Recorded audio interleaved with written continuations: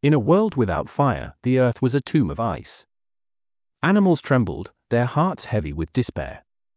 No warmth, no light, only the faint whisper of hope carried on the wind. Would they risk everything to steal a spark from the heavens? For the full experience, watch at 1.25x speed. Let's journey into the Cherokee's first fire legend. What would you sacrifice to bring warmth to those you love? Can the smallest among us change the world? These questions pulse at the heart of the Cherokee legend of the first fire, a story of survival, community, and the quiet power of resilience. Today, we'll unravel this tale, not just as a myth, but as a mirror to our own struggles and hopes. Passed down through generations, this legend, recorded by James Mooney in 1890, reveals the Cherokee's deep spiritual connection to nature and their unyielding spirit, even through trials like the Trail of Tears. We'll explore its lessons through vivid storytelling, cultural insights, and the voices of those who keep it alive. Why does this story endure?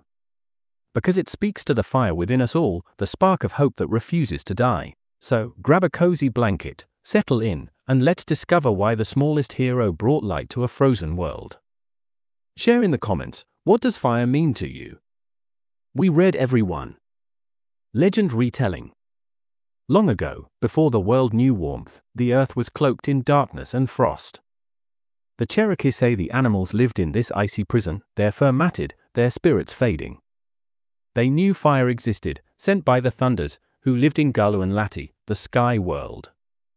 Lightning had struck a hollow sycamore on a distant island, and smoke rose from its branches, a teasing promise of life. But the water between them was vast, and the fire burned fierce. The animals held a council, their voices a chorus of longing. "We must bring fire to the world," said the bear, his breath steaming. "But who will go?" Raven, bold and brash, puffed out his chest. "I am the strongest flyer. I'll bring the fire." The animals cheered, their hopes pinned on his broad wings. He soared across the water, his shadow rippling over the waves, and landed on the sycamore's scorched branches. But the fire was no gentle friend. Its heat seared Raven's feathers black, and fear gripped him. He fled back to the council, singed and silent, his pride burned away. The animal's heart sank. Next, little Wahoo, the screech owl, volunteered. "I'm small, but I'm brave," she chirped. The animals hesitated. Could she succeed where Raven failed? But they nodded, and she flew to the island, her tiny wings beating fast. The smoke was thick, choking. Wahoo's eyes burned, and she retreated, her vision blurred forever. The council grew quiet, despair creeping in like frost. The snakes, bold and cunning, offered next. Hognose and Rattlesnake swam to the island, their bodies slicing through the water. But the fire's heat was too much. Hognose curled up, scorched, and Rattlesnake's tail burned, leaving it to rattle forever. One by one, the strongest failed. The world remained cold, and hope flickered like a dying ember. The animals whispered excuses, their courage spent. Then, from the edge of the council, a small voice spoke. "Kananeski amayehi, the water spider." Not the mosquito-like spider, but the one with black downy hair and red stripes, as James Mooney noted in the Myths of the Cherokee. She was tiny, unassuming, yet her eyes gleamed with quiet strength. The animals laughed. "How can you carry fire?" Bear rumbled, "You're too small." But Water Spider didn't flinch. "I'll manage," she said simply. With steady legs, she spun a thread from her body, weaving a tiny bowl, a toosti, as Catherine Berry Judson recorded in 1913.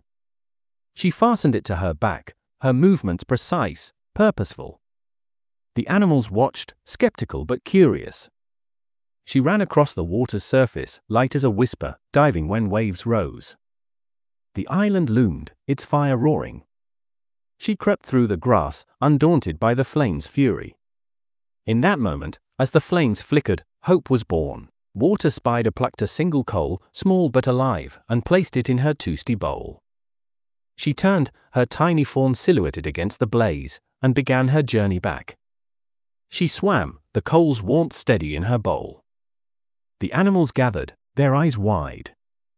When she reached them, she offered her gift, a spark that would change the world.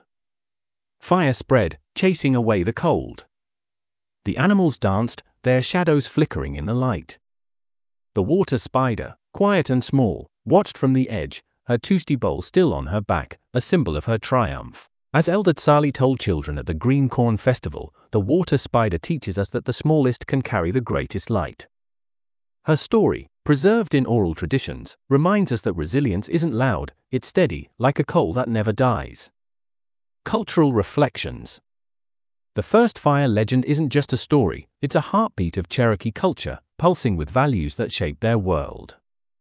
The Cherokee, an Iroquoian people, lived in harmony with the Appalachian Mountains, their lives woven with nature's rhythms. Their matrilineal society, where descent passed through mothers, honored women like Selu, the corn woman, who fed the people through her sacrifice.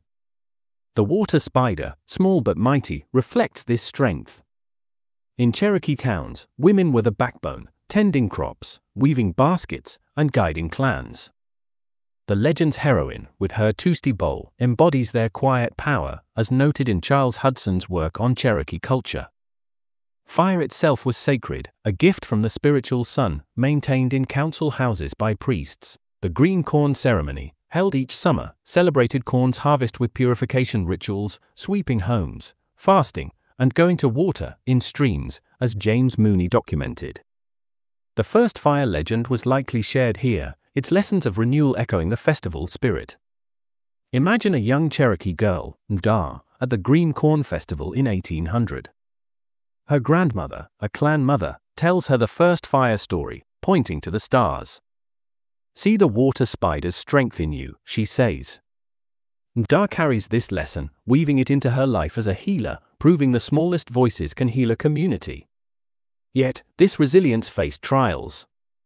In 1838, the Trail of Tears forced thousands from their homelands, a march where 4,000 died. Amid this loss, stories like the first fire became anchors, preserving identity.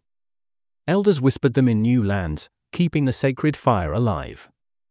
The legend's themes, community, survival, nature's sacredness, mirror Cherokee spirituality. As Mooney wrote, the Cherokee saw the world as a balance, where every creature had a spirit. The water spider's success wasn't just her own, it was the council's trust, the thunder's gift, and the fire's willingness to be carried. Water, too, held power. The Cherokee's going to water ritual, described by Mooney, was a daily rebirth, connecting them to rivers like the Tennessee, once called the Cherokee River. The water spider's journey across water ties her to this sacred element, a bridge between earth and spirit. Have you ever felt like the smallest voice in a big world? The water spider was doubted, yet she prevailed. Share your story in the comments. How have you overcome the odds? We're listening. Modern relevance. Today, the first fire legend burns bright in Cherokee communities, a reminder of resilience in a changing world. At Kituwa, reclaimed by the Eastern Band in 1996, elders like Amy Walker plant heirloom corn, connecting to ancestors through the land.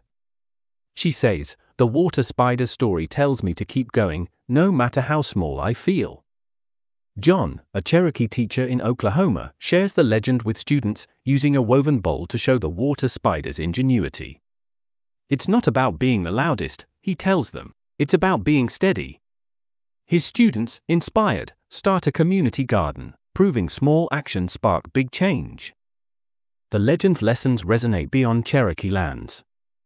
In a world facing environmental crises, the water spider's respect for nature inspires conservation.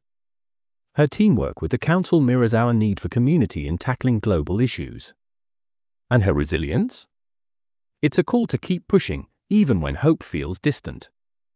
Psychologically, the story taps into universal truths. The small hero archetype, seen in tales from David and Goliath to modern underdog stories, reminds us that courage isn't size-dependent. The water spider's quiet determination reflects what psychologists call grit, the steady pursuit of goals despite setbacks. For the Cherokee, the legend is a living tradition, shared at festivals and family fires. It teaches children to honor nature, value community, and trust their inner spark. As Elder Tsali said, "The fire is in us all, it's our job to carry it." What's your spark? How do you bring warmth to your world? Drop it in the comments, we'd love to hear. The Cherokee's first fire legend is more than a tale of animals and a spark, it's a story of us. It's the courage of the water spider, weaving hope from her own strength. It's the community that trusted her, the nature that guided her, and the fire that warmed a frozen world. Through centuries of joy and sorrow, from the Green Corn Festival to the Trail of Tears, this story has carried the Cherokee forward. It reminds us that resilience isn't loud, it's the quiet act of carrying a coal across the water, of planting a seed, of sharing a story. So, let's carry this fire. Share this story with someone who needs warmth in their life. Comment below with what this legend taught you, your words keep the flame alive. And subscribe for more stories that light up the world. As the Cherokee say, the fire is never truly out, it's waiting for us to carry it. Until next time, keep your spark burning,